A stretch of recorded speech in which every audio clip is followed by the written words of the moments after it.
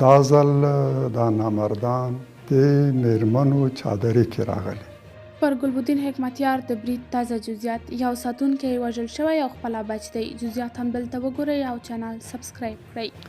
دلته یوه ناکامه هڅه وشوه. د ګلبدین حکمتیار په مشرۍ د حزب اسلامي پر دفتر د چاودنې په پایله کې د هغه 2 ساتونکي ټپیان شوي دي. کابل ښار کې وسلوالو بریدګرو جمعه د لیندۍ پر 11 د ماسپښین 2 بجې د کابل ښار د شپږمې امنیتي حوزې اړوند د دارالامان سړک شاوخوا د حزب اسلامي دفتر پر جومات برید وکړ. د سرچینو له قوله بریدګر چې ویل کېږي 2 تنه وو لومړی د حزب اسلامي اړوند ایمان جومات په دروازه کې موټر بم ته چاودنه ورکړې او وروسته د حکمتیار له ساتونکو سره د نښتې په پایله کې وژل شوي دي. د دې پیښې له امله د حزب اسلامي دفتر 2 ساتونکي ټپیان شوي دي او 1 ساتونکی یې وژل شوی دی. همدارنګه 2 بریدګر هم د حکمتیار ساتونکو لخوا وژل شوي دي. په دې لړ کې تلفات د بدلون په حال کې دي او بشپړ معلومات به په نورو خبرونو کې خپاره شي.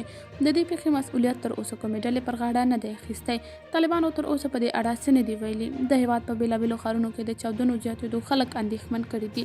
د یادونې وړ ده چې د وروستیو کې حکمتیار د امریکا او طالبانو د دوحې تړون باندې نیوکې کولې او ویل یې چې باید طالبان بین الافغاني خبرو ته غاړه کېږدي او انتحاري واسکټونه یې اغوستي. له راتلو سره سمې په داسې خلکو باندې ډزې کړي چې له جوماته بهر په مازه ولاړ.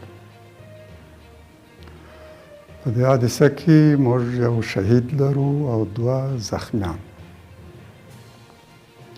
دواړه انتحاري اجیر جنګیالي پرته له دې نه چې قدرمنو کتونکو تاسو د دې موضوع په هکله څه نظر لرئ؟ کمنټ کې شریک، ویډیو لایک او چینل سبسکرایب کړئ.